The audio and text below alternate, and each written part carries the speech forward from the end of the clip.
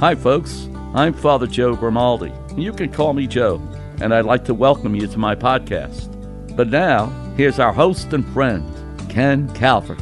Hi, everybody. I'm Ken Calvert alongside the good Padre, Father Joe Grimaldi. Hey, and we would like to welcome you once again to the Father Joe Grimaldi podcast.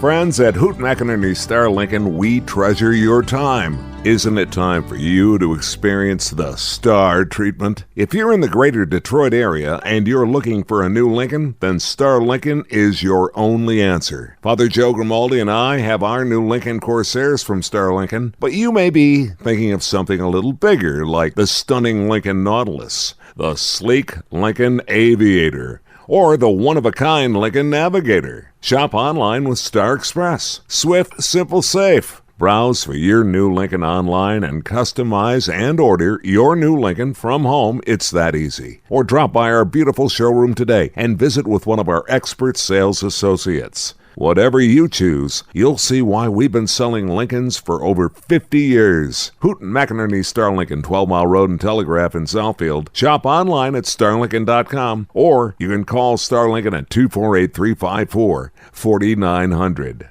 It just seems to be a better time of the year than, well, I know one thing for sure. It's a lot better than it was 2 years ago. Oh, definitely. And certainly better than it was in 2021. So Correct. We appear to be getting back to some sense of normal. So let's just enjoy it. You know, make sure you've been boosted and you have all your shots and all that. And I certainly agree. we see it in the purples. Of course, the color tells you. Well, some people call it Little Lent, don't they? Advent, yeah. So, all right. But you and I know that it's not really Lent because it's a season of anticipation, not of penance. And we're going to talk once again about one of my favorite things, and that is, of course, the Advent wreath, the Advent candles, and your favorite Sunday of them all, Gaudete? Laetare. Well, I thought it was Gaudete. No, it's Gaudete, yes. Oh, okay. Laetare is, you know how I remember that? It's because Lent begins with an L, so there's Laetare. Aha. Gaudete is for Advent. And that's the one Sunday that you get to wear the rose vestments. Let us rejoice. Let us rejoice. Although you've said in the past you're not necessarily a huge fan of the rose vestments. I don't know. I don't think we have any at our church. What do you break out some whites? No. It's you can go with the purple, right? Definitely. Yeah. So a lot of things are going on around this time of year, and we're going to talk about the cycles on our next podcast. Oh, Cycles sure. A, B, and C. And it's just a good chance for all of us to freshen up just a little bit. Do you, and I don't know if I've ever asked you this before, given Advent and given the importance of Advent and the significance of Advent leading right up to Christmas, you obviously have done a number of homilies. Do you save for your homilies? Yes, but they have to be updated whenever you, according to two things. Number one, location, and the atmosphere around us, the world around us. Okay. Because things change, and you can't just always say the same thing, because the people themselves are going to be different from one parish to another, so you're addressing them. But the other thing, too, what surrounds us, the world is different today. As you mentioned earlier, Ken, we're almost at the point of normalcy. What we used to think of as normalcy in the past, we're almost at that point right now. So it's quite different than it was last year or the year before, and so on and so forth. I always think of the homily as my mom's recipes in a little box, all right? And you go to the box and, okay, given Thanksgiving just passed, you know, there was that recipe in there for pumpkin pie. Not that we won't have pumpkin pie again sometime throughout the year, but why not, especially around Thanksgiving? Sure. So do you have something like that, or do you have it stored now on a computer? We live in a world where we live by computers. So. Yeah. I still have a couple of cards in the old card container. So do you reflect or refer to those notes and start from that point. How do you start then? Where do you start? Right. You have, first of all, there's a basic message for Advent. Now, I think you have to work with all things simultaneously.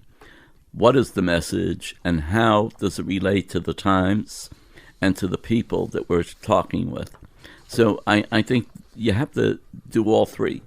For me, I have what my original writing was, and then I go over it and see where I can update because of the times and because of the people I'm addressing. Obviously, the people in one parish are going to be very different from another parish, depending on geography, experience, education, and so on. So that you have to address people according to what they can receive, mentally. And also the times, obviously, as I mentioned, have changed. What happened 3 years ago is different from what's happening now. And so that we have to do that. But the basic message, for example, for the first Sunday of Advent is awake. Keep awake. Why? Because the Lord is coming. He comes in three ways. He comes, first of all, as we celebrate his physical appearance on this earth. That's why we're celebrating Christmas. But we're also waiting for him to come again at the end of time. And we also wait for him by keeping our minds clear for him to inspire us every day. So he comes to us in three ways, if you want. And so that we have to be alert to that in all ways. First of all, what does it take to be alert for his second coming?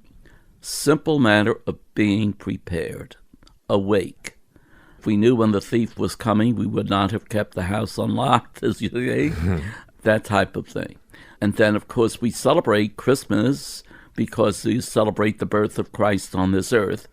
But then we have to prepare ourselves spiritually so that we can be open to whenever he does come to inspire us. And again, Christmas season starts on Christmas Eve. So the next 4 weeks, even though that's where all the sort of insane moving about and getting things done and cooking and getting gifts wrapped and getting the tree up and the lights up outside and all of that sort of stuff. This is Advent. This is Advent. Christmas starts, really, the Christmas season. Yeah, when you speak about even the 12 days of Christmas, you start on the 25th of December. Yeah.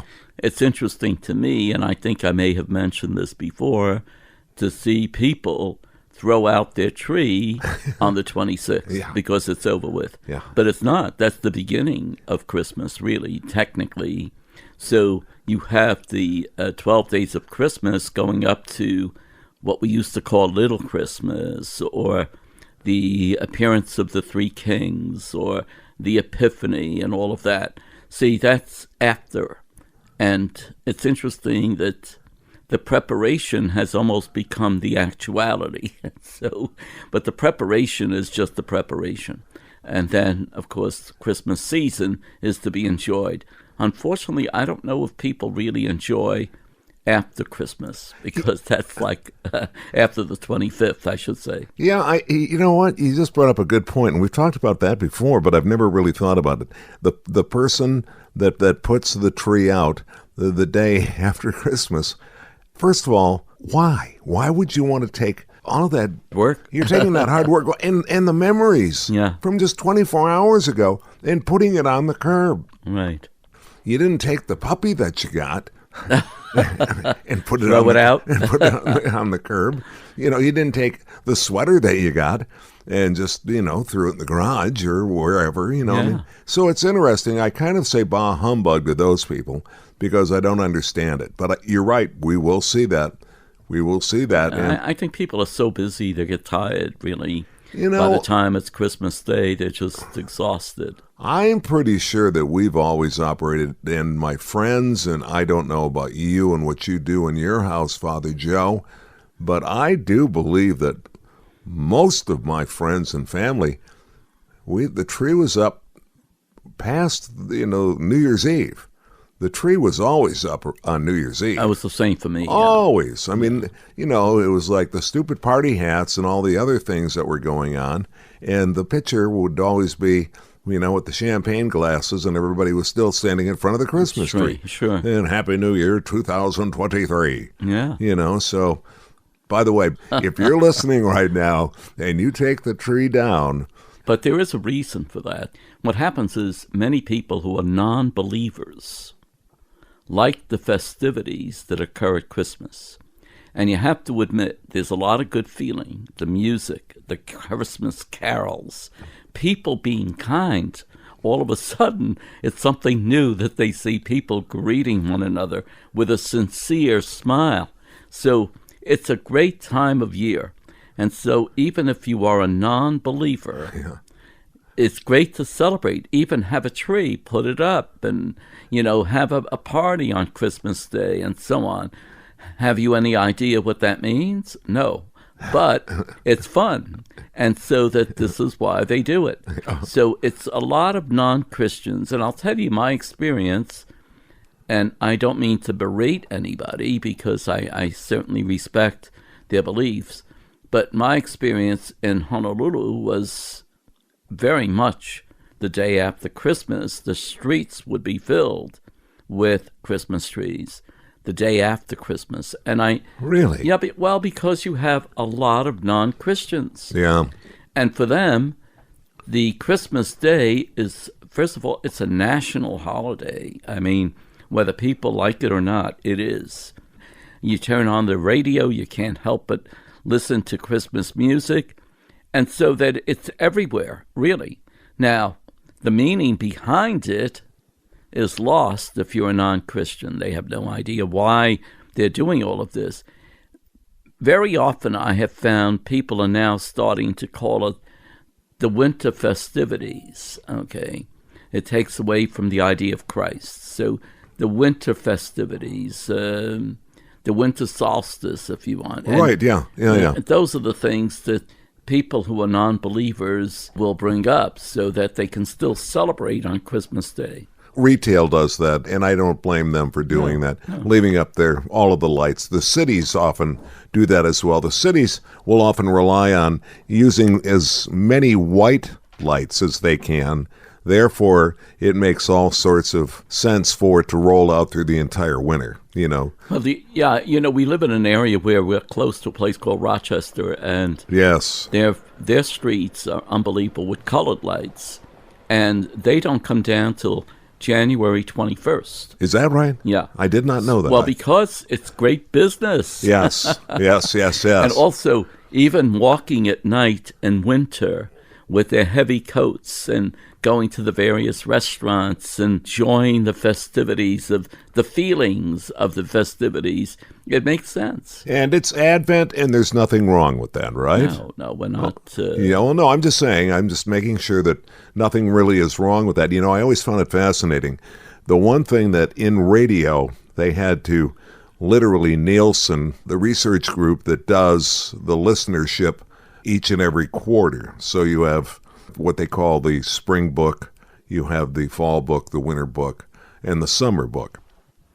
Well, the winter book is always, it had to be basically put on a shelf of its own because these radio stations, one or two or maybe even three in the market, would start playing Christmas music November 1st. But November 1. Okay. I mean, the day after Halloween. And so people would start listening to Christmas music on November 1st, and they would roll right through Christmas. But on Christmas Day, all day, no commercials. That was even bigger. However, right. December 26th, here comes Taylor Swift and the Rolling Stones. You know what I mean? I love the way certain industries decide to pull the plug on Christmas. But even the church, for example, our church, I'm in a place called Auburn Hills. The parish church there is Sacred Heart. Well, back on the 28th of November, we did have the lighting of the creche. And it's quite an event because we have a big crowd outside in front of the church singing a lot of the Christmas carols. And then at a moment that's right, the lights go on the creche. It's a pretty big creche, okay? Right. And it's great to see that festivities. And then certain, hot chocolate is served with sweets, some pastry or whatever. But it's not Christmas yet. And hopefully, as people ride back and forth on Adams, they will see the creche. And maybe they'll start thinking that's what Christmas is all about. So it seems like just 2 weeks ago, it was the 4th of July. And here it is now. It's Advent. And I have, based on what I've kept in my little folder, hope, love, joy, and peace. But that just rolls off the tongue very nicely when you think about the words hope, love, joy, and peace. Right. And it's a good time of year. And it's a good time of year to just do the best you can with what you can do and don't try and overdo it. Any amendments that we should make to our lives in Advent? It depends on where the individuals are spiritually.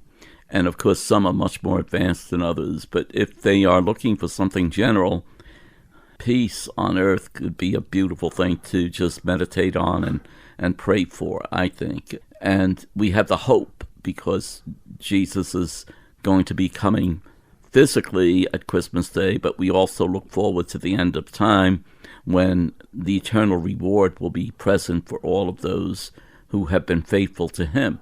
And so we want to remain faithful as we can to Jesus Christ.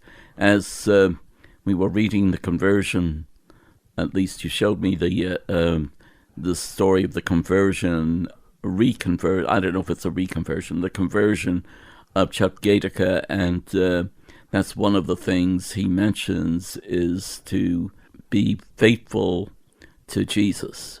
And he saw that within the Catholic Church, going back to the beginning of Christianity, going back to the crucifixion, and whatever happened that time and afterwards, he feels that it's the true religion.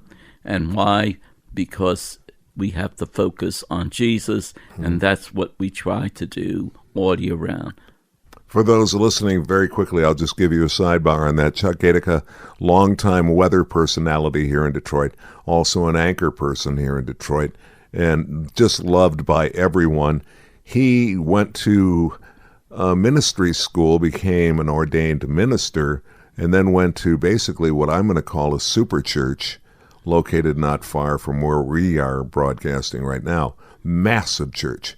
But he had an opportunity to speak at a church in Port Huron, Michigan, and something touched him and moved him that day, or that night, and he reconverted back to Catholicism. So it's a beautiful story. He was raised Catholic, but went back to it later on. Yes, so God bless you, Chuck Gatica, and God bless you, Father Joe Grimaldi, and God bless everybody listening, and thank you so much for your support, of course. You got a prayer for us, sir? Sure. As I mentioned earlier, is a prayer for peace. We need peace in the world, but it can only start when we start respecting each other and start being peaceful with one another. Heavenly Father, we ask you to grant us the peace that we need within our hearts and in our world. Amen. God bless you all. This is Father Joe Grimaldi, and I look forward to seeing you next time on the Father Joe Podcast. If you'd like, you can email us. It's frjoepodcast@gmail.com. That's frjoepodcast@gmail.com. We're also on Facebook. Simply search Father Joe Grimaldi. And thanks for listening, everyone.